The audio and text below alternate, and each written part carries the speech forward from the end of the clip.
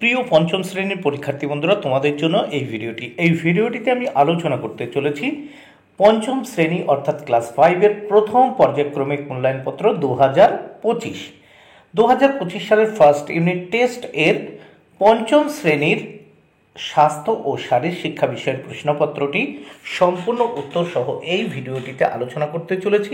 তাই অবশ্যই দেখে নিতেই হবে। সম্পূর্ণ সিসিই পদ্ধতি অনুসরণ করে প্রশ্নপত্রটি তৈরি হয়েছে। পূর্ণমান 10, সময় 20 মিনিট। পরীক্ষার্থীর নাম, এখানে তোমরা তোমাদের নাম লিখবে। ক্রমিক সংখ্যা, এখানে তোমরা তোমাদের রোল নাম্বার লিখবে। বিদ্যালয়ের নামের জায়গায় তোমরা তোমাদের স্কুল বা বিদ্যালয়ের নাম লিখবে। দেখো, প্রাথমিক শিক্ষা পর্ষদের নির্দেশ অনুযায়ী নবপ্রবর্তিত পদ্ধতি অনুসারে অর্থাৎ হলিস্টিক পদ্ধতি অনুসরণ করে এই প্রশ্নপত্রটি তোমাদের জন্য তৈরি হয়েছে। তাই অবশ্যই দেখে নিতেই হবে। প্রথমে দেখো, এক দাগে কি বলেছে। এক দাগে বলেছে শূন্যস্থান পূরণ করো, এর জন্য রয়েছে 4 মার্ক। 4টি শূন্যস্থান রয়েছে, এর জন্য 4 মার্ক। প্রত্যেকটি শূন্যস্থানের জন্য 1 মার্ক করে বরাদ্দ। দেখো কি আছে, ডালে বসে কাক ডাকে কা কা কা। দেখো, এই শূন্যস্থানে হবে ডাকে কা কা কা। বনেতে শিয়াল ডাকে হুক্কা হওয়া, তাহলে শূন্যস্থানে হবে বনেতে শিয়াল। ময়রার দোকানেতে অনেক মিঠাই লিখতে হয়েছে। রসগোল্লা ভরা ছিল মস্ত এক কড়াই, শূন্যস্থানে রসগোল্লা ভরা। তাহলে এই শূন্যস্থান পূরণ করা এই অংশটি আর একবার আমরা বা ছড়াটি আর একবার পড়ে নিই। দেখো, ডালে বসে কাক ডাকে কা কা কা, বনেতে শিয়াল ডাকে হুক্কা হওয়া, ময়রার দোকানেতে অনেক মিঠাই, রসগোল্লা ভরা ছিল মস্ত এক কড়াই। এইবার আমরা দেখব 2 দাগে। 2 দাগে কি বলেছে দেখে নেওয়া যাক।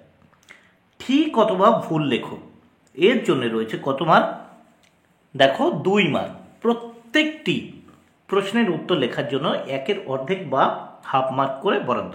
2-এর ক, থুতু যত্রতত্র ফেলা উচিত নয়, একদম ঠিক। খ, ডায়রিয়া রোগে শরীরে জলাভাব হয়, ঠিক।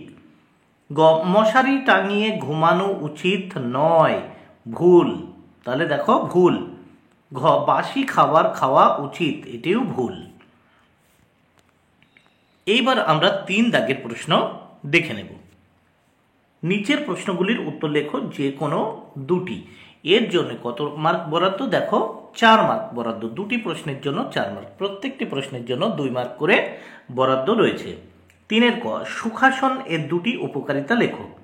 উত্তর: 1, উরুর মাংসপেশির শক্তি বৃদ্ধি করে। 2, পায়ে নমনীয়তা আনে ও সচল করে। খ দাগে, ফুটসল খেলার মাঠের দৈর্ঘ্য প্রস্থ কত? দেখো, এটা কিন্তু ফুটবল নয়, ফুটসল খেলার মাঠের দৈর্ঘ্য প্রস্থ কত? উত্তর: ফুটসল খেলার মাঠের দৈর্ঘ্য সাধারণত 26 থেকে 42 মিটার এবং প্রস্থ 15 থেকে 25 মিটার হয়ে থাকে। গ দাগে, 2টি অনুকরণ জাতীয় খেলার নাম লেখো। উত্তর: 2টি অনুকরণ জাতীয় খেলার নাম হলো 1, হাতির মতো চলা, 2, নৌকো চালানো। 2টি অনুকরণ জাতীয় খেলার নাম হলো 1, হাতির মতো চলা ও 2, নৌকা চালানো। তাহলে প্রশ্নপত্রটি তোমরা দেখে নিলে। বন্ধুরা, ভিডিওটি ভালো লাগলে অবশ্যই লাইক, কমেন্ট, শেয়ার